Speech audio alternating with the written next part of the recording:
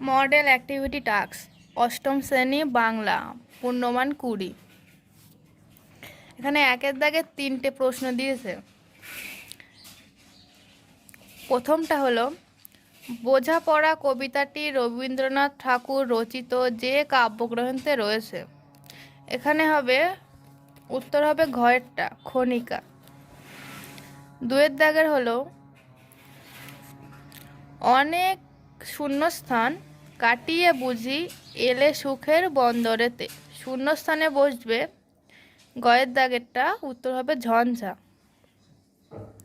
1-3 হচ্ছে আকাশ তবু শূন্যস্থান তারপরে থাকে, শূন্যস্থানে বসবে ক্ষয়েরটা সুনীল।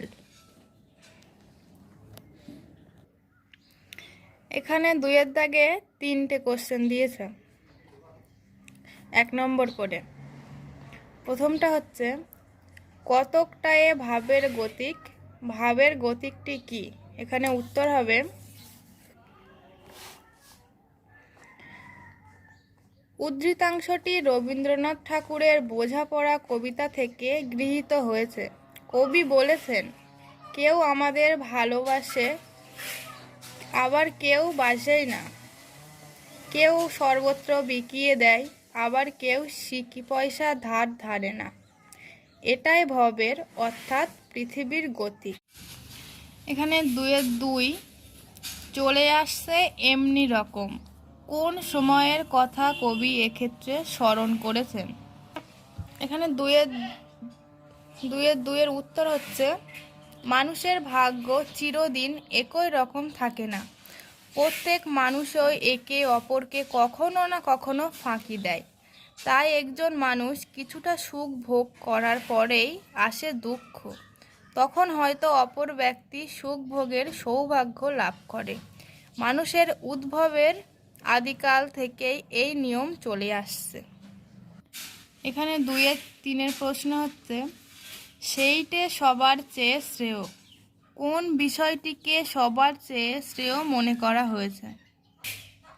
2-এর দাগের 3-এর উত্তর হচ্ছে কবি রবীন্দ্রনাথ ঠাকুর কারো সঙ্গে কোনো রকম বিবাদ না করে ভালো মন্দ যাই আসুক মেনে নিয়ে এগিয়ে চলাকেই শ্রেয় মনে করেছেন। 3-এর দাগের 3টি প্রশ্ন দিয়েছে, নিচের প্রশ্নগুলির সংক্ষিপ্ত উত্তর দাও। 3-এর 1 হচ্ছে তবু ভেবে দেখতে গেলে কবি কি ভেবে দেখার কথা বলেছেন? 3-এর দাগের 1-এর উত্তরটি হচ্ছে উদ্ধৃতাংশটি রবীন্দ্রনাথ ঠাকুরের বোঝাপড়া কবিতা থেকে গৃহীত হয়েছে। জগতে কেউ কারো মতো নয়, সবাই আলাদা, তবুও সবাই একে অপরের পিছনে ফেলে এগোতে চায়। কবি তাই ভেবে দেখতে বলেছেন যে খুশির জন্য আমরা এমন করি তা তো একজনের প্রতি ভালোবেসে হাত বাড়ালেই পাওয়া যায়। এখানে 3-এর দাগের 2 হচ্ছে শঙ্কা যেথায় করে না কেউ সেইখানে হয় জাহাজ ডুবি। উদ্ধৃতাংশের তাৎপর্য বিশ্লেষণ করো। 3-এর দাগের 2-এর উত্তর হচ্ছে উদ্ধৃতাংশটি রবীন্দ্রনাথ ঠাকুরের বোঝাপড়া কবিতা থেকে গৃহীত হয়েছে। কবি বলেন, জীবনে বহু ঝড় ঝঞ্ঝার বাধা বিপত্তির পরে পাওয়া সুখ কখনো কোনো আঘাতে নষ্ট হয়ে যাবে তা আমরা কেউ জানি না। এমন অনেক কিছু যা আমার সামান্য ও সহজ মনে করি, অথচ সেটাই অপ্রত্যাশিত আঘাত হানতে পারে। যে কোনো সময় সামান্য ঘটনায় মারাত্মক বিপদ আনতে পারে। এই জন্য কবি আলোচ্য উক্তিটি করেছেন। এখানে 3-এর দাগের 3-এর প্রশ্নটা হচ্ছে দোহাই তবে এ কার্যটা যত শীঘ্র পারো সারো। কবি কোন কার্যটা দ্রুত সারতে বলেছেন? 3-এর দাগের 3-এর উত্তরটা হচ্ছে রবীন্দ্রনাথ ঠাকুর রচিত বোঝাপড়া কবিতা থেকে উদ্ধৃতাংশটি নেওয়া হয়েছে।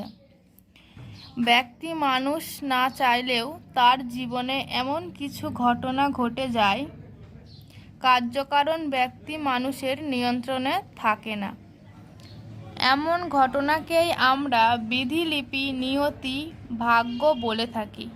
আর এই সমস্ত ক্ষেত্রে সেই সত্যকে স্বীকার না করলে জীবনে দুর্ভোগের সীমা থাকে না, বরং ভবিতব্যকে মেনে নিয়ে মনের ভার হালকা করে নিলেই তবেই আগামীর পথে চলতে পারবে জীবন। আর তা না হলে জীবন ক্লান্ত, স্থবির হয়ে পড়ে। সেই কারণে কবি কার্যটা দ্রুত সারতে বলেছেন। এখানে 4 দাগের একটা প্রশ্ন দিয়েছে 5 নম্বরের। ভালো মন্দ যাহাই আসুক সত্তর এলাও সহজে। পংক্তিটি দুটি বোঝাপড়া কবিতায় কতবার ব্যবহার করা হয়েছে? এমন পুনরাবৃত্তির কারণ কবিতাটির বিষয়বস্তু আলোকে বিশ্লেষণ করো। এখানে 4 দাগের উত্তর হচ্ছে উদ্ধৃতাংশটি বোঝাপড়া কবিতায় 5 বার ব্যবহার করা হয়েছে।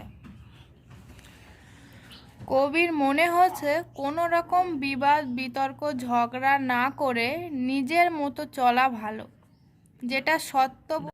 4 দাগের প্রশ্নের উত্তরটি হচ্ছে উদ্ধৃতাংশটি বোঝাপড়া কবিতায় 5 বার ব্যবহার করা হয়েছে।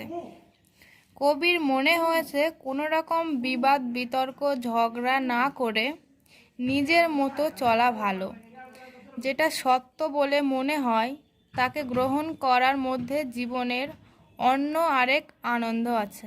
তাই কবি বারবার বলেছেন ভালো মন্দ যাহাই আসুক সত্তর এলাও সহজে। চলার পথে সমস্যা থাকলেও সেই ঘটনাকে গুরুত্ব না দিয়ে যদি এগিয়ে যাওয়া যায় তবেই এক সময় এ জীবন অর্থপূর্ণ হয়ে উঠবে, অন্ধকারের মধ্যেও আলোর দেখা মিলবে। তাই হতাশ না হয়ে বিধির দোয়ায় না দিয়ে সত্যের পথে এগিয়ে গেলেই জীবনের সার্থকতা পাওয়া যাবে। কবি এসব বাস্তব কথাগুলো বলার পরপরই আমাদের বলেছেন এই বাস্তব সত্যগুলিকে মেনে নিতে। তাই কবি প্রশ্নে উল্লেখিত বাক্যটি ব্যবহার করেছেন।